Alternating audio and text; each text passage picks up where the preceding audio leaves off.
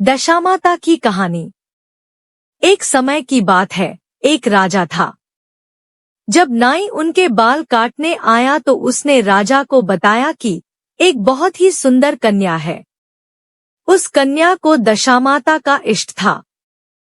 वह पीपल की प्रतिदिन पूजा करती, दशामाता की कहानियां सुनती थी। दशामाता ने सोचा कि मेरा नियम रखने वाली की शादी अच्छी जगह होनी चाहिए।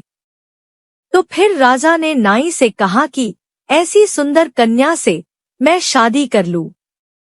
राजा ने उस कन्या से शादी कर ली। शादी करके महल में आए। राजा के एक रानी पहले से ही थी। उस रानी ने सोचा कि इतनी सुंदर दूसरी रानी आ जाएगी तो मेरा रुतबा और आदर कम हो जाएगा। तो फिर जब बड़ी रानी काले हाथ करके आई और नई रानी के मुंह पर लगा दिए। राजा ने जब नई रानी का चेहरा देखा तो बहुत दुखी हुए कि नाई ने हमारे साथ धोखा करा। ऐसे काले मुंह वाली, गिलहरी जैसी शक्ल वाली लड़की से मेरी शादी करा दी। राजा ने नई रानी को अलग कक्ष में रख दिया। उससे बातचीत भी नहीं करते थे और उसकी तरफ देखते भी नहीं थे। राजा के ऐसे व्यवहार से छोटी रानी बहुत दुखी हो गई। उसको समझ नहीं आ रहा था कि वो क्या करे, कैसे राजा को समझाए। फिर कुछ समय पश्चात उसने अपने पियर खबर भेजी कि मेरे 4 रंग की पोशाक, वैसी ही चौपड़ और झूले की रस्सी भेजना। उसके लाल, हरी, केसरिया और गुलाबी चारों रंग की पोशाक, चौपड़ और झूले की डोरी आ गई। फिर उसके बाद उसने दसियों से मालूम करवाया कि राजा आज घूमने के लिए कौन से बाग में जाएंगे। उसको पता चला कि राजा आज गुलाब बाग में घूमने जाएंगे। उसने गुलाबी रंग की पोशाक पहन ली, 16 श्रृंगार करा और अच्छे अच्छे जेवर पहन लिए।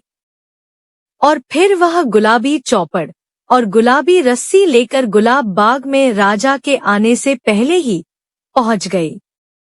बाग में पहुंचकर उसने गुलाबी चौपड़ बिछा दी और पास में ही झूला डालकर झूलने लगी। राजा बाग में घूमने आए तो उन्होंने उसे देखा और सोचने लगे कि कितनी सुंदर राजकुमारी झूल रही है। रानी ने पूछा, चौपड़ खेले? राजा ने हामी भरी। दोनों चौपड़ खेले, बातें करी और फिर राजा वहां से चले गए।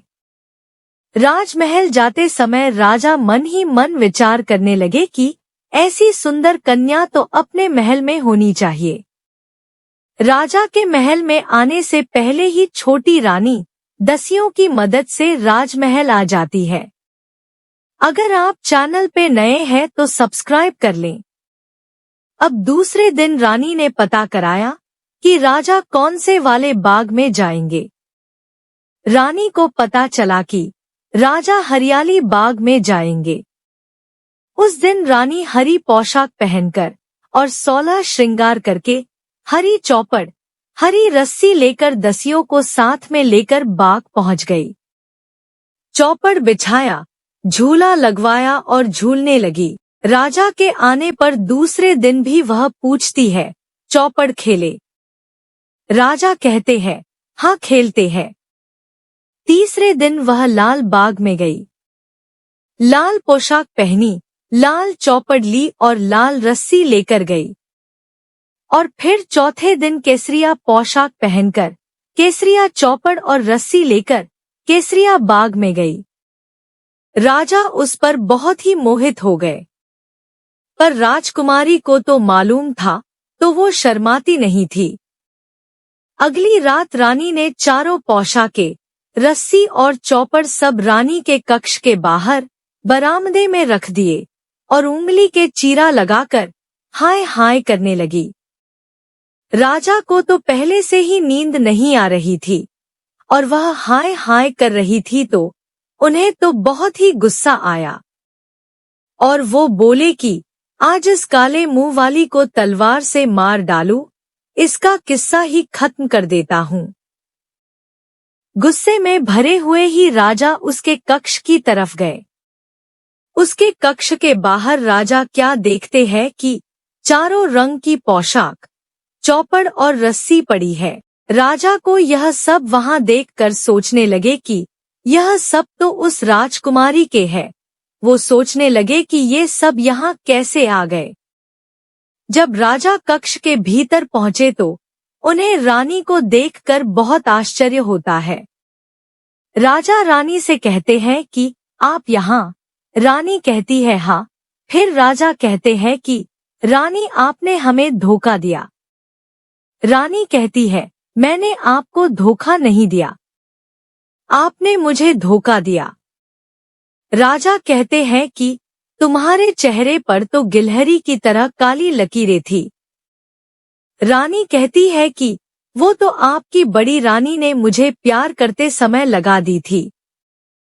उसको लगा होगा कि मेरे आने से आप उसको कमानेती कर दोगे। छोटी रानी फिर बोलती है कि मेरे तो दशामाता का इष्ट है, जो दशामाता ने मेरी लाज रखी, वारना मुझे तो मरना पड़ता। राजा कहते हैं रानी आप पूरी बात पहले ही बता देते तो आपको और हमको इतना दुख नहीं देखना पड़ता। उसके बाद राजा ने बड़ी रानी को कमानेती कर दिया और छोटी रानी के साथ सुखपूर्वक रहने लगे। हम भी दशामाता जी से यही प्रार्थना करते हैं कि हे दशामाता, जैसा दुख छोटी रानी ने झेला वैसा दुख किसी को झेलना न पड़े, और जैसी कृपा आपने छोटी रानी पर करी वैसी कृपा आप हम सब पर भी करना, और जैसी लाज आपने छोटी रानी की रखी वैसी लाज हम सबकी भी रखना। दशामाता की जय। वीडियो अच्छी लगी हो तो प्लीज लाइक एंड शेयर, और अगर आप चैनल पे नए हैं तो सब्सक्राइब जरूर कर लें। धन्यवाद।